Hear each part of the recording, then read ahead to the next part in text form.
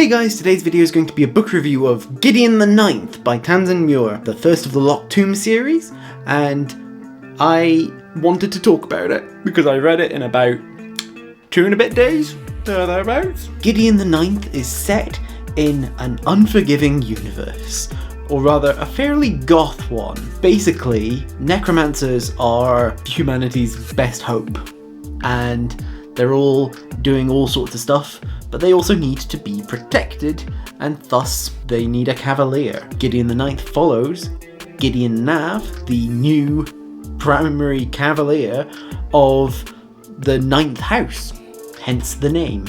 The houses are named in numbers, and the Ninth House is a shithole, and Gideon is one of the only two people that is still one of the only two young people that's still around, and she hates it, and she especially hates Harrow, the other young person that's around, the other person of her generation, and the two of them are like dogs and cats. They hate each other, and they know it, and they are just always at each other's throats. But they are the only people that can go and do this test that the Emperor, the Necrolord Prime of the entire, solar system and universe or whatever, is up to. He needs the necromancers.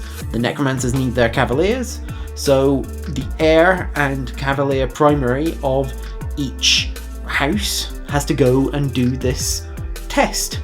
And it's what Gideon and Harrow have to go do. This book is a fascinating read. Bit weird structurally in some ways, but it's a really, really interesting read. The characters are really good. There's some weird sort of pacing and character and like other issues, but like the book in and of itself is really good and really clever.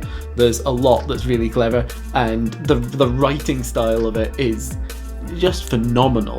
I really, really enjoyed this book. I don't know if you can tell, but it's good. I'm really looking forward to reading the second book, Harrow the Ninth, which is out, and there's an unexpected, another book in the trilogy that seems to be a thing.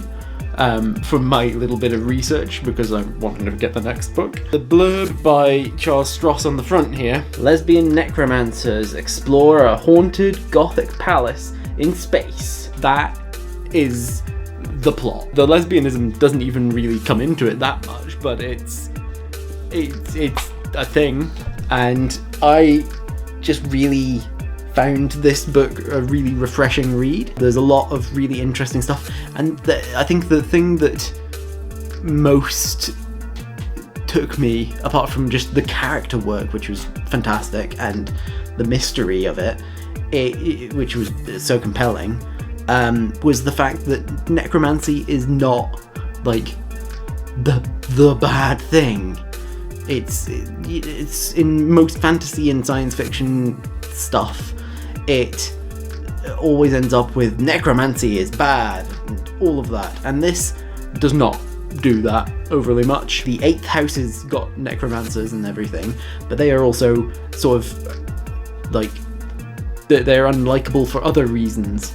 Like, they're all necromancers, but the 8th house are kind of bigoted towards the 9th house in a lot of ways, so it's kind of like, oh, we're better than you because we are not shadow cultists. I'm really interested to get onto the next book. I'm really keen.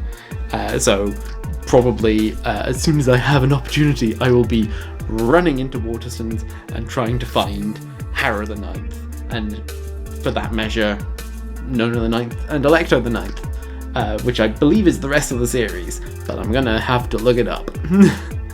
It's so good. I'm very keen on it, and there's the whole stuff between Gideon and Harrow was so well done in some ways. It felt a bit rushed at the start, but in so many ways it really just worked really well. It was like enemies to lovers or not quite lovers. It's weird. I'm really looking forward to checking out what happens in the future books, and I've said that so many times in this review now. I thought I had more to say. In some ways, a lot of the setup felt like it had a lot in common with like the Hunger Games, which is probably unfair to say, but like a pair from each of the different houses, so a pair for tributes from each of the different districts. It's interesting. It's very, very interesting, and yeah, there's some really interesting stuff in it. The whole, like, the fact that I feel like there could have been a little bit more set up for the final enemy in the book as well. It's not that it came completely out of nowhere, but it came a little bit out of nowhere. But they're like, yeah, it's pretty interesting. I think it's a really good book. Just look at that image of Gideon and her sunglasses on the front. That's so cool. That's such a cool thing. It's real good. I am very impressed, and I'm definitely going to read more of the series. Well, that's enough of me gushing about this book. I'm going to just find out what you think in the comments down below. Tell me what you think. I want to know what you thought. I hope that you enjoyed this video and that you remember to like and share it and subscribe to my channel. Click on the thumbnails over there to see other videos by me. Click on the link in the description down below to join my Discord, and I'll see you guys next time. Bye!